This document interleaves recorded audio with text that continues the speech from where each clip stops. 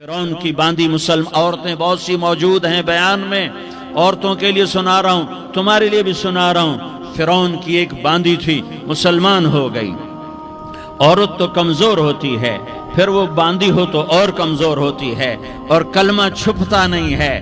اس کا ایمان اس کے دل میں تھا، پر وہ نکل ہی پڑا۔ خوشبو کون چھپا سکے؟ خوشبو کیسے چھپ سکتی ہے؟ اس کے ایمان کا پتہ چل گیا۔ فرعون نے اسے پکڑوایا۔ اس کی دو بیٹیاں تھیں، ایک دودھ پیتی تھی، ایک انگلی پکڑ کے چلتی تھی۔ اس نے بڑے کڑا میں تیل ڈالا، اس کے نیچے آگ جلائی، تیل کھولنے لگا۔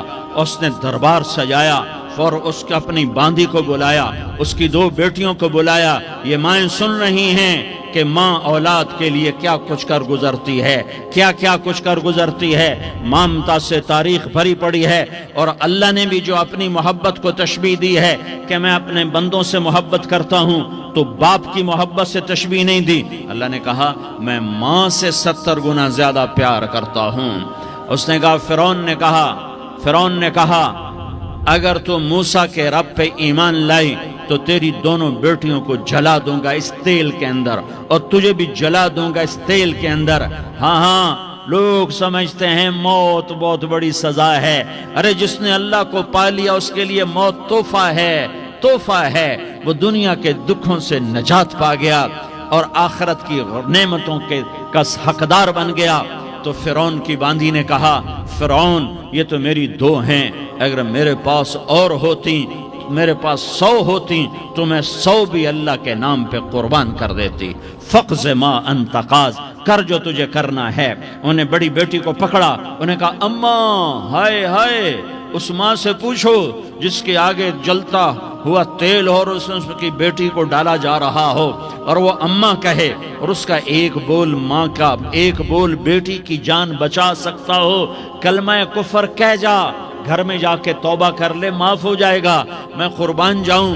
ایک مقام ایمان کا ایسا آتا ہے کہ قربان ہونا زیادہ محبوب ہو جاتا ہے جان بچانے سے۔ انہوں نے کہا اماں، انہوں نے کہا بیٹی صبر، اللہ کے نام پہ قربان ہو جا۔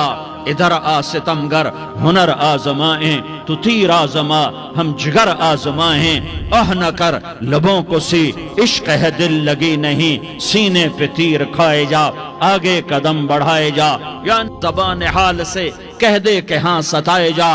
ہاں عشق کی آگ ایسے ہی بھڑکتی ہے، شمع ایسے ہی فروزاں ہوتی ہیں، یہ کمکمے تو بجھ جاتے ہیں، لیکن یہ ایمان والے جو شمع جلا گئے یہ آج تک روشن ہیں، جن کی روشنی میں چلنے والوں کو راستہ مل رہا ہے۔ انہیں بڑی بچی کو پکڑا، ٹانگوں سے پکڑ کے یوں ڈالا، وہ ہائے کرتی گئی، اور وہ چٹک گئی، اور وہ جل گئی، اور وہ بھن گئی مچھلی کی طرح، تلی گئی مچھلی کی طرح۔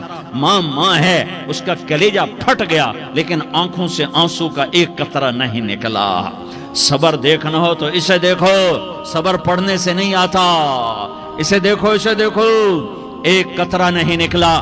تو اس نے کلیجہ پھٹ گیا، تو اللہ نے ماں کی آنکھوں سے پردہ ہٹایا، اور اس نے دیکھا اپنی بیٹی کی روح کو نکلتے ہوئے۔ بیٹی کہہ رہی اماں صبر کرو، ابھی جنت میں اکٹھے ہو جائیں گے۔ پھر انہیں چھوٹی بچی کو پکڑا، دودھ پیتی، جسے پتہ بھی نہیں میرے ساتھ کیا ہونے والا ہے، اس کی تو آہ بھی نہ نکل سکی، اور اسے انہوں نے تیل میں ڈال دیا، اور وہ جل کے کوئلہ ہو گئی۔ ماں کی آنکھوں سے پردہ ہٹایا، اللہ نے ماں نے بچی کی روح کو نکلتے دیکھا کہ اماں صبر ابھی اکٹھے ہو جائیں گے۔ پھر جب اس کو پکڑنے لگے تو اس نے کہا فرعون میری ایک خواہش پوری کرو گے؟ کیا؟ کہ جب مجھے بھی جلا دو تو مجھے اور میری بیٹی کی ہڈیاں باہر نہ پھینکنا، ہمیں کٹھے کہیں دفن کر دینا، کٹھے کہیں دبا دینا۔ فرعون نے کہا ہاں تمہاری یہ خواہش پوری کر دی جائے گی۔ ہاں دنیا میں اللہ فرعونوں کو مہلت دیتا چلا آیا، لیکن فرعونوں کو مار کے دکھایا۔ نمرودوں کو مہلت دیتا چلا آیا، پھر نمرودوں کو مار کے دکھایا۔ قارونوں کو مہلت دی، پھر قارونوں کو مار کے دکھایا۔ پھر جنت اور جہنم کا نظام بنایا۔ پھر ایک دن مجھے بھی کھڑا کرے گا اور تمہیں بھی کھڑا کرے گا۔ پھر ایک طبقہ جنت کا حقدار بنے گا، ایک طبقہ آگ کا حقدار بنے گا۔ پھینک دیا، جل گئی، ہڈیاں نکل آئیں، انہیں ہڈیوں کو اٹھا کر زمین میں دبا دیا۔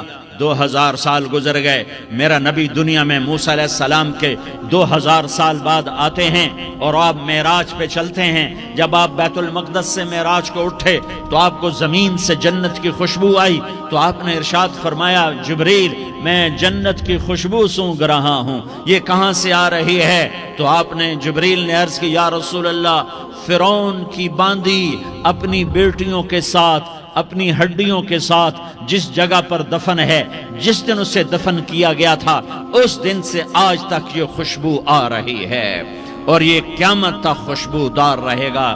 یہ زمین